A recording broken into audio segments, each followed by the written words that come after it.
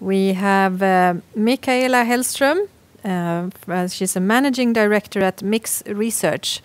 And she will tell us a bit about Life-DNAquatic. So, okay. Micaela, please. Okay, my name is Micaela Hellström, and just like Antti, I'm actually just the messenger here because I'm actually going to present some results.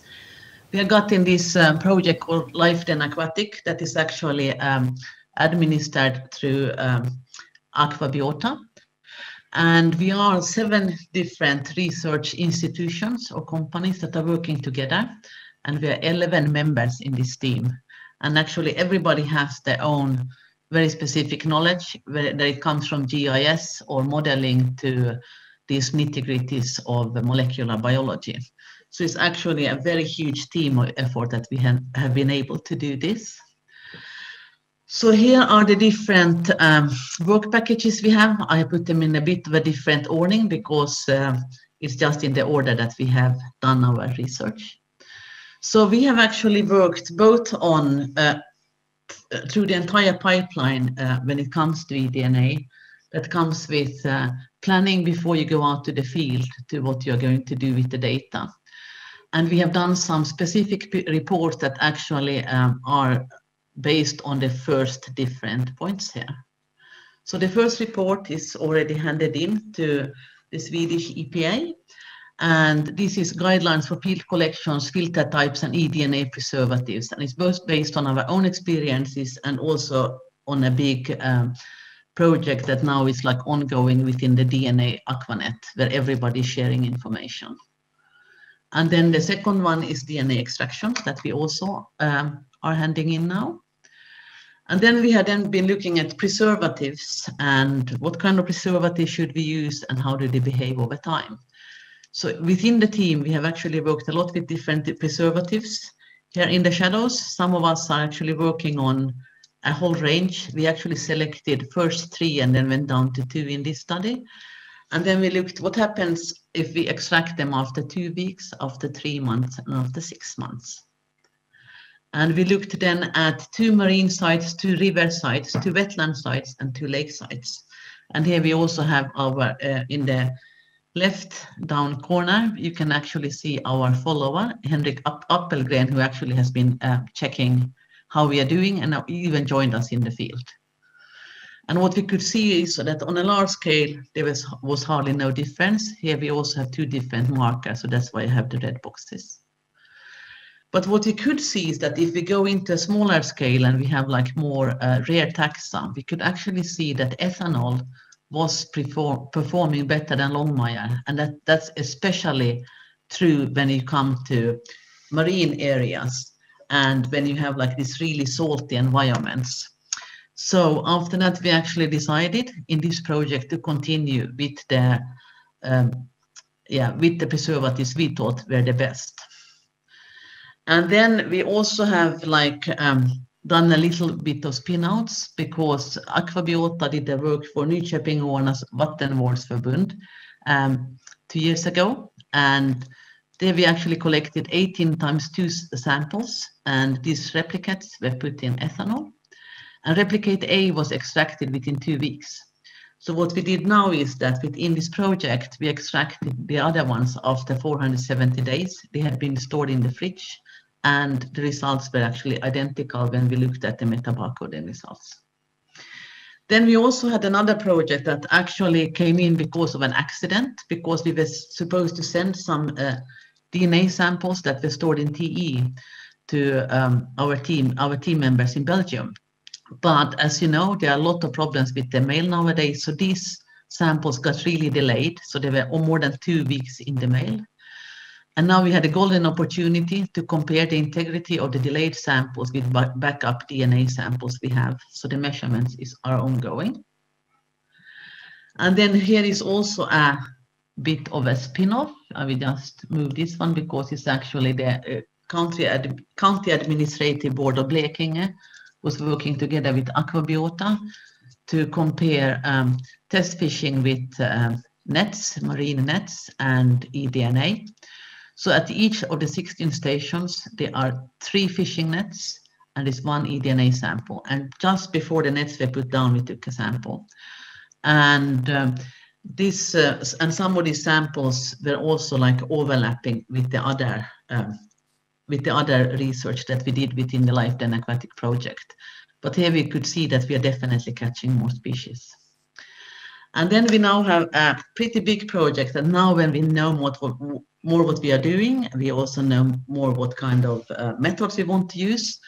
We have actually been looking at the spatial collection strategies, because there have been a lot of discussions. For example, if you have a big river with high flow, that it actually should be enough to just take water from the river mouth when it meets the sea. And we wanted to check that. So now I need to... So we actually had a few hypotheses we wanted to answer. First of all is that the eDNA signal diminishes when it reaches a new lake or river.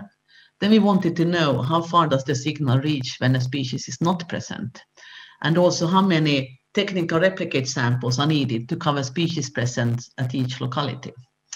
And then we also thought of this, that we actually took 66 samples over 121 kilometers. So we thought that if we actually think of a species distribution model, and if we take biological, physical, and chemical factors into consideration, can we then sensibly reduce the number of sampling points? So we actually did, so here are the sites, and here we are in the field. So we actually did first a connectivity chart of the study area. So here are still no species here. So the big circles are actually big lakes, so you can see the different sites of the lakes. The black bars are barriers. And then we had our a priori model, where we looked at the highest elevation, we look at barriers, outlet to the sea, what is above the highest coastline, and then flow speed of the running water and nutrients. And based on that, we collected 6 sites. And this was only to find the full species diversity. Then if we want to get the nitty-gritty information, we might need to look at more lakes. So we actually collected all these red arrows, but these 6 ones are our a priori. Here are the results, which are quite wild, I must say. So this is like a bubble plot. So each column is actually a site, and each row is a species. So this is all of our fish data that we got. And then we get like an overview. So we can see, for example, the yellow round ones are Perca fluviatilis. We can see that they are at many, many, many sites. We can see that some species disappear at other sites. So we get a very quick overview. And then we compare the data that we have collected from sources that included interviews, sport fishing data, official fishing data, net traps, and rod fishing over the last 30 years. And also this river Moelven is very well studied, because it has also been used for PhD and master studies. So it's like we thought here we had the most background data we can get to compare. And we actually found 26 species out of the 26 existing species in the areas. And most common ones were perk, pike, roach, bleak, burbot, and dace. And this also fits with historical data. We also found out that if we take 1 technical replicate at each site, we get 83 to 85% of species diversity at a given location. With 2, we get 97%. And this is just like work in progress. So we are working on a very, very big paper here. So this actually has to do with, like, here we have like what the data looks like when we put the fishes out as the family, and we actually we are going to tease this out for like distribution data or different groups of fish. So for example, we are going to do the cyprinids separately, the salmonids separately, and so on. And then we come here with the a posteriori with our theory here, and we actually got 26 out of 26 species in the sites that we had selected based on the data of the environment, like heights, lake sizes, river flow, and so on. And now we have the ongoing analysis there. And then we also wanted to know that how far does the signal go? So this yellow arrows are actually so-called signal arrows, where we actually realized, oh, the signal diminishes really quickly. So the one here to the furthest left corner, where it says brown trout 300 meter, there's a lot of brown trout in one of the tributaries. There are no barriers, but they don't go out to the lake next door. And it has to do with that the lake next door is actually full of pike that would eat them if they go there. And then I was also wondering, so I was asking our fish guru in the team that why does not the pike go and catch the brown trout? But it's because it's like really high speed running water, so the pike is actually happier to be in the lake. But by knowing like the ecology of these fishes, that we could trust our data, we could actually look at the signal distance and realize the signal disappears really quickly if a species is not present. And then we compared this to official data. So here is like electrofishing data from one of the sites. We have done this for 7 sites. I'm only showing one because we don't have so much time. So here is first electrofishing data that's pulled from 2019 and 2020. That is at the same site where we have collected eDNA. So this is what it looks for 2 years electrofishing. This is what it looks for 7 years electrofishing. And then to really look at the electrofishing data, I actually dug out all the electrofishing data in the databases that exist and was looking at what species have they got which year. So here you can see for each year, there are actually 2 electrofishing sites that are 100 meters apart from each other, that like pulled together here for the electrofishing data. And as you can see, we get much more with the eDNA sampling. And that has to do with that electrofishing is more focused on brown trout, salmon, sorry, help, how do I do this? Salmon and European bullhead, right? And also that when we do electrofishing, we go for shallow hard bottom habitats in running water. And species that swim down to the bottom and stay there are the ones that we catch, the other ones we don't. But if we want to look at biodiversity and how many species we have, we should go for eDNA. And the mussel data is still ongoing and in progress. And then the conclusions here I have already talked about. So first of all, we know that if we have different methods from field test to bioinformatics, we get comparable results as long as users are trained and the labs are adapted to eDNA.